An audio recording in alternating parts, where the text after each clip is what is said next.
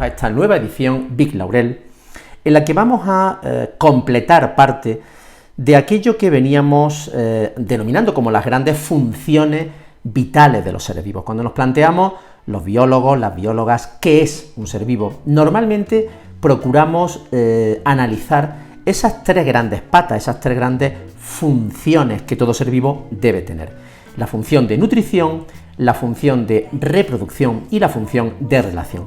La función de nutrición ya la hemos visto y contemplado y está basada en la actuación coordinada de esos cuatro aparatos: el aparato digestivo, respiratorio, circulatorio y excretor.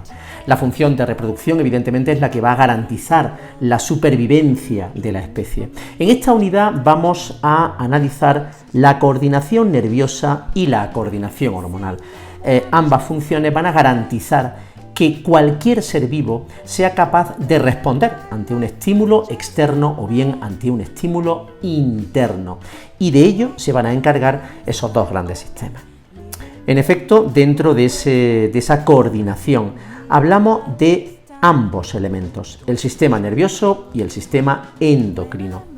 Diremos que ambos son los que se van a encargar realmente de llevar a cabo diferentes funciones de forma coordinada. Por tanto, ambos sistemas, el sistema nervioso y el sistema endocrino, tienen en común esa función básica de garantizar la capacidad de responder ante cualquier tipo de estímulo. ¿Pero en qué se diferencian realmente ambos tipos de sistemas? Veremos por un lado que el sistema nervioso es el inmediato, mientras que el sistema endocrino responde más a un proceso de a medio plazo, a un proceso más lento. Por un lado, en primera instancia, vemos cómo el sistema nervioso se efectúa a través de impulsos nerviosos. Los vamos a estudiar en esta unidad. Son impulsos realmente electroquímicos y siempre procuramos poner el símil de esa propagación de la corriente eléctrica a través de un cable. Por el contrario, el sistema endocrino, digamos que se comunica y se efectúa a través de unas sustancias químicas, las hormonas, que van viajando en la sangre. Por tanto, su inmediatez es obviamente mucho menos potente. En segundo lugar, hay que pensar que el sistema nervioso, la información propagada a través del sistema nervioso, llega a zonas muy concretas de los órganos, mientras que en el caso del sistema hormonal la información llega o bien a células o bien a órganos, diana, que son los que van a captar toda esta información. De todo esto deducimos lo que estábamos comentando. El sistema nervioso es de acción rápida, a muy corto plazo, mientras que garantiza la supervivencia. El sistema endocrino es más un proceso de planificación a medio plazo en largos periodos.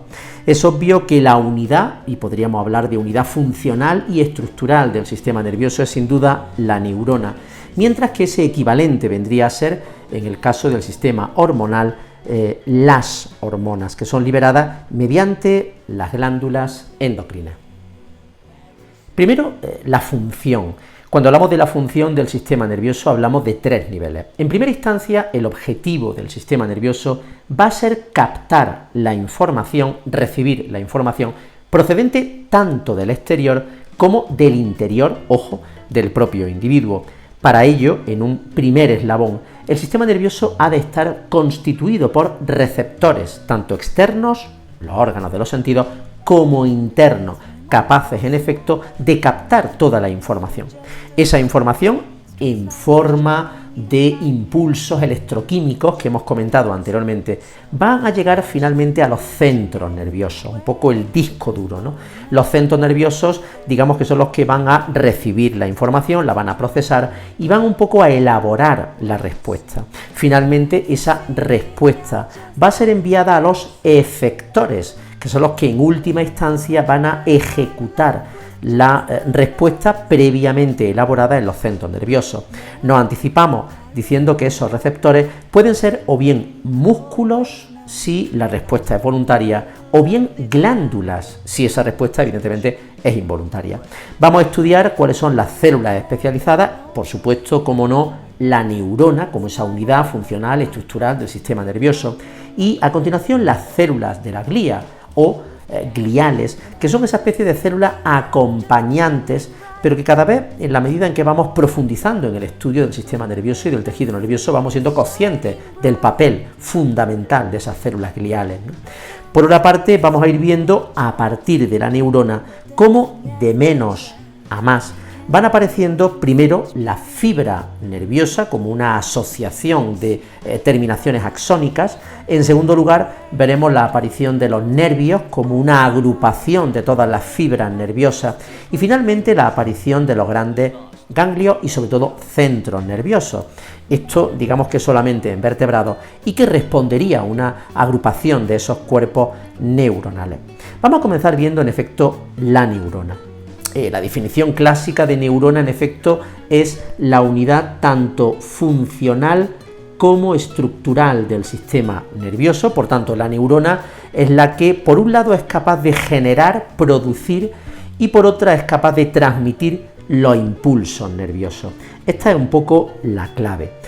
Aunque no forma parte de esta unidad, sí que me gustaría recordar un poco cuáles son esos elementos característicos de toda neurona.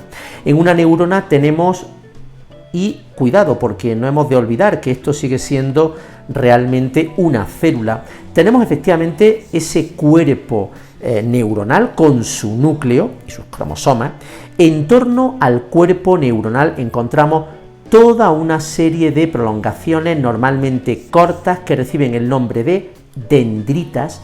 Las dendritas, lo recordamos, son las estructuras que van a captar los impulsos nerviosos procedentes de otra neurona. A continuación del cuerpo neuronal parte una terminación cilíndrica alargada que recibe el nombre de axón. Veremos que el axón suele estar recubierto por una serie de células, las células de Schwann, que son las que van a recubrir con sus membranas el axón, formando esa vaina de mielina, esa especie de plástico que recubre el cable de la electricidad. El axón termina en los botones axónicos terminales, que son los que finalmente van a permitir que el impulso nervioso salte a la siguiente neurona, ¿de acuerdo? Por otra parte, acompañando en efecto a cada una de esas neuronas, nos vamos a encontrar con las células de la glía o células gliales. Bueno, simplemente citarlas, aquí cabe destacar los oligodendrocitos, que son células, por un lado de sostén, y por otro las que van a formar también esa vaina de mielina, pero en este caso en las fibras del sistema nervioso central. Un poco el equivalente a los oligodendrocitos, veremos que son las células de Schwann. Estas en el sistema nervioso periférico, en los nervios craneales, raquídeos, son las que van a recubrir esas terminaciones axónicas y van a formar efectivamente esa vaina de mielina.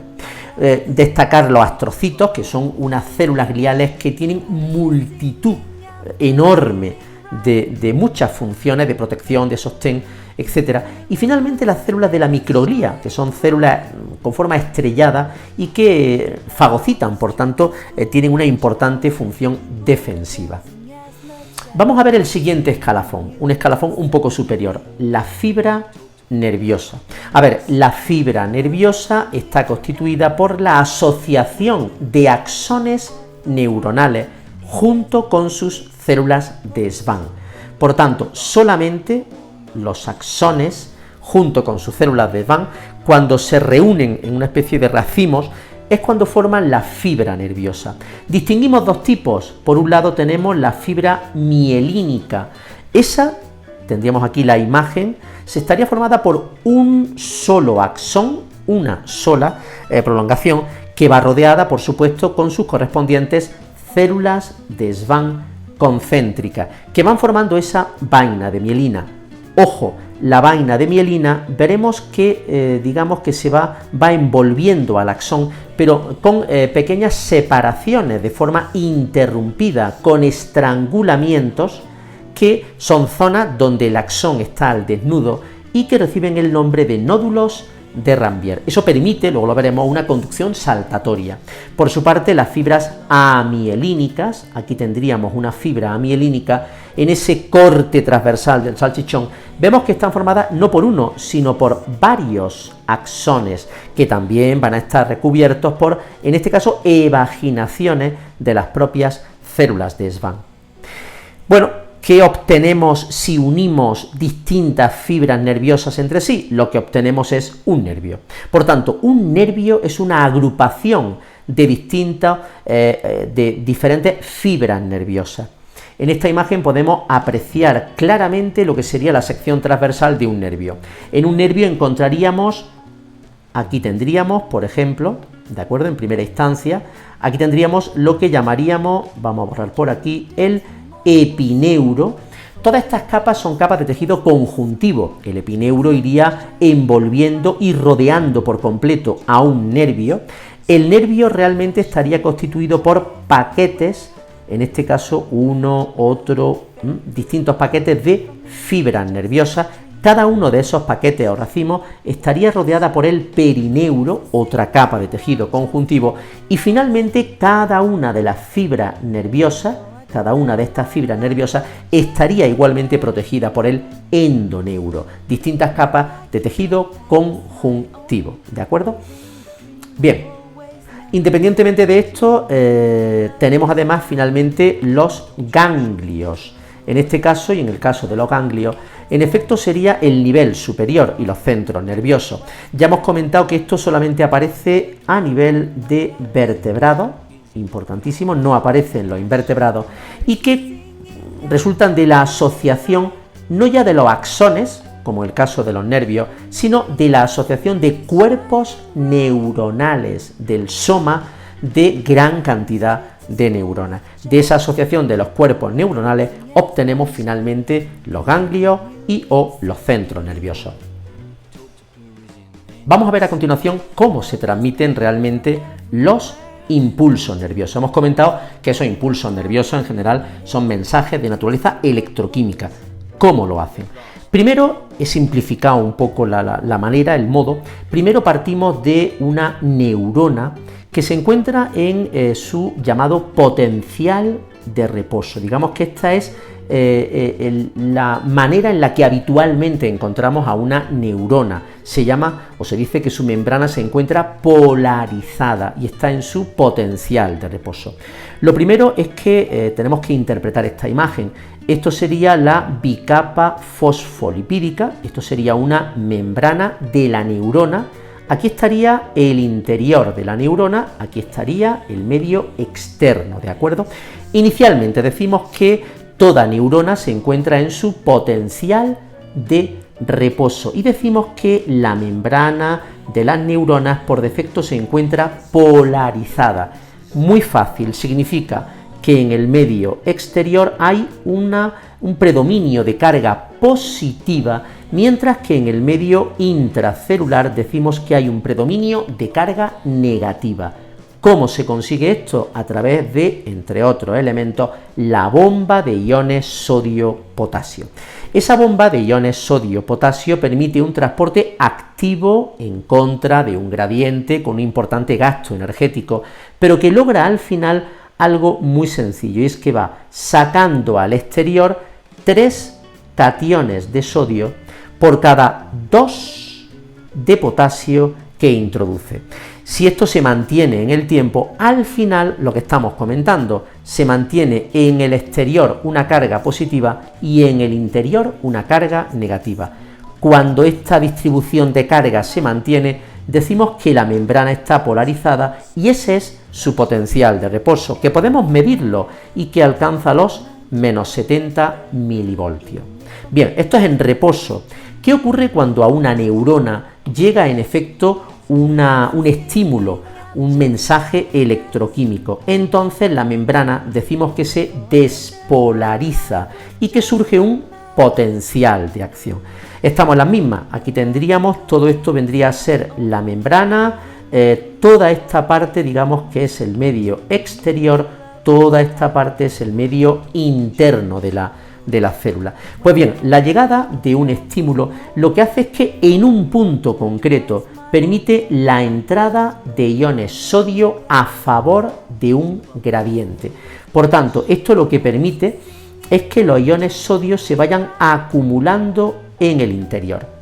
Repito que esto ocurre en un punto concreto de la membrana. Si esto se mantiene, de repente vemos cómo se invierte la polaridad. En ese punto resulta que el interior va a tener carga positiva, mientras que en el exterior va a haber carga negativa. Esa entrada lo que hace también es, muy importante, bloquear en ese punto la bomba de iones sodio-potasio. Lo interesante es que los canales para la entrada del sodio contiguos a este punto, entonces también se abren y permiten la entrada de más sodio hacia el interior, con lo cual otro punto adyacente se va también despolarizando. Como un efecto de las fichas dominó, este proceso se va propagando a lo largo del interior, al igual que también en el exterior se va propagando el cambio, se va invirtiendo la polaridad. El exterior que era positivo pasa a ser ahora de carga negativa, el interior que era negativo pasa a ser ahora de carga positiva. Es el potencial de acción. Una vez que eso ha ocurrido, cuidado, la membrana vuelve a su estado inicial, hay una repolarización y volvemos a alcanzar nuevamente el potencial de reposo.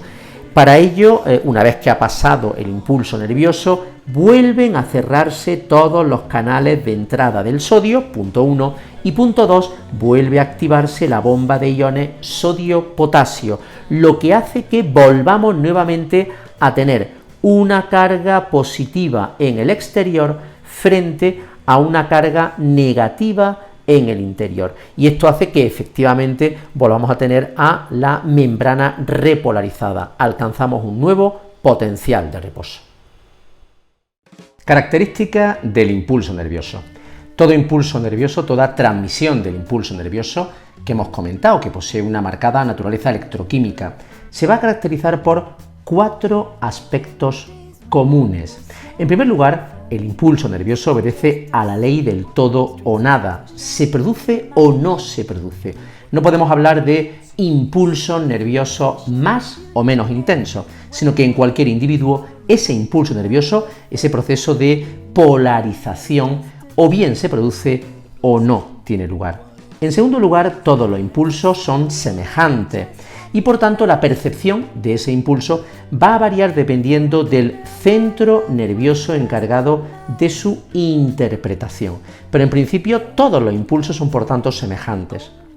En tercer lugar, son unidireccionales, van siempre desde el axón, esto es muy importante, hacia el otro elemento que llamaremos postsináptico. Luego ya veremos cuáles pueden ser, pero siempre va en esa dirección, desde el axón hacia el elemento postsináptico. Y por otra parte es más rápido en las fibras mielínicas. ¿Qué significa esto? Si nos acordamos, cuando veíamos y estudiamos las fibras mielínicas, veíamos que su principal característica es que el axón se encontraba recubierto por las células de Schwann que iban reformando la vaina de mielina, pero de forma interrumpida. El dibujo podría quedar aproximadamente de esta manera. ¿Qué ocurre? Que en ciertos tramos el axón quedaba, por tanto, digámoslo así, desnudo, formando los llamados nódulos de Ranvier. ¿Esto en qué influye? Bien, repito, estas son las fibras mielínicas. Bien, influye bastante porque, precisamente por esta característica, el impulso, si lo hacemos de esta manera, se produce de forma saltatoria, de nódulo en nódulo, y esto hace que, curiosamente, el impulso en este tipo de fibras sea mucho más rápido que, por el contrario, en el otro tipo de fibras, que son las fibras amielínicas, donde, por el contrario, como digo, la transmisión es más bien continua y es, por tanto, mucho más lenta. Sinapsis. Realmente los impulsos nerviosos vemos que viajan, por tanto, o de una neurona a otra, o finalmente de una neurona a su órgano efector. ¿Cómo se produce el contacto entre las neuronas? A través de lo que llamamos la sinapsis nerviosa. Muy importante. La sinapsis es el espacio, el punto de comunicación. En este caso vamos a decir que es un punto de comunicación no físico, esto es muy importante, entre las membranas de las dos neuronas, entre, lo veremos, la membrana de la neurona del elemento presináptico con la membrana de la neurona del elemento postsináptico. Por tanto, es una zona de influencia química, pero no de contacto físico. Y esa diferencia es muy importante. Por supuesto, la mayor parte de las sinapsis, sobre todo en los grupos vertebrados, son por tanto sinapsis químicas y que obedecen a, lo veremos ahora, la influencia ejercida por compuestos químicos, los neurotransmisores. Decimos esto porque también podemos hablar de una sinapsis eléctrica, que es propia de algunos grupos de invertebrados. ¿Cuáles son los elementos de toda sinapsis? Bien, la primera idea es que la parte terminal de los axones de cualquier tipo de neurona terminan en lo que denominamos botones terminales. Estos botones están casi en contacto con el elemento postsináptico, pero, repito, no hay contacto físico, forman una pequeña hendidura. Los elementos son, por tanto, el botón presináptico, que es siempre del axón, esto es muy importante, ese botón siempre es la parte terminal, por tanto, de un axón. A continuación tenemos la propia hendidura, que es ese espacio, ese hueco que existe entre las neuronas implicadas en la sinapsis, muy estrecho.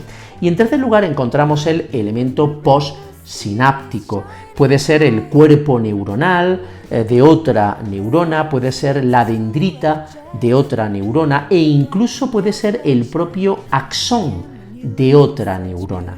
¿De acuerdo?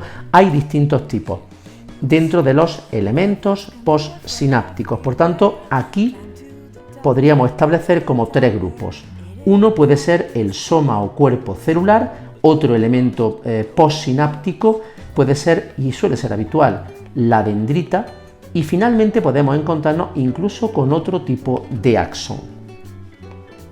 En este sentido, ¿cómo se produce químicamente la sinapsis? Bien, ¿qué ocurre cuando a lo largo del axón se va generando ese impulso, ese efecto de membrana polarizada? Bueno, la llegada del impulso nervioso lo que hace es que en los botones terminales del axón, de la neurona presináptica, ejercen la capacidad para liberar iones de calcio e iones de magnesio.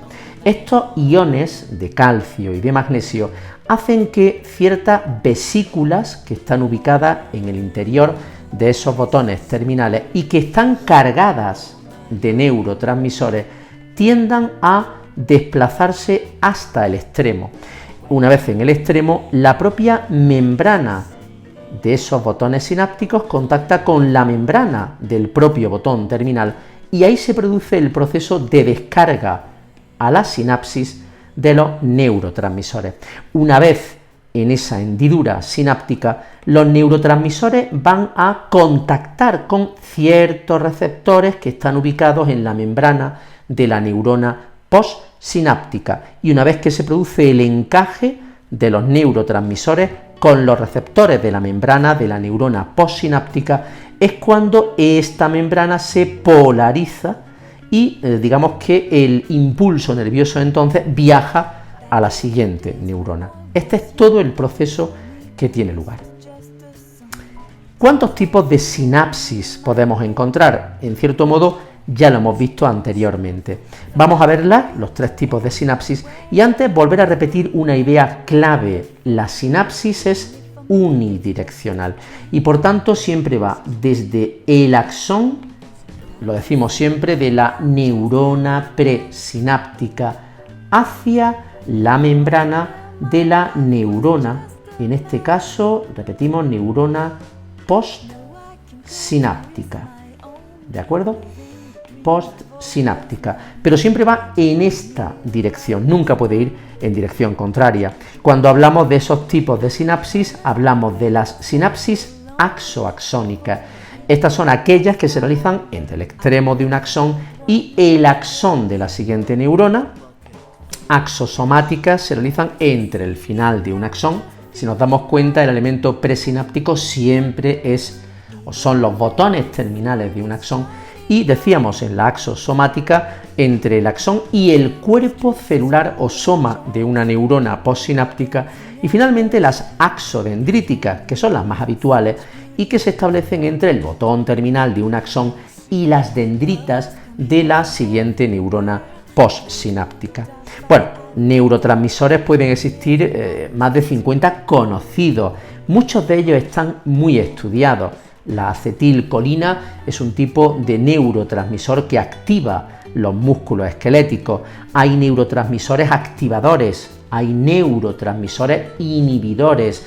Hay luego otros tipos que pueden activar o inhibir dependiendo de hacia dónde o en qué tipo de receptores de membrana encajen.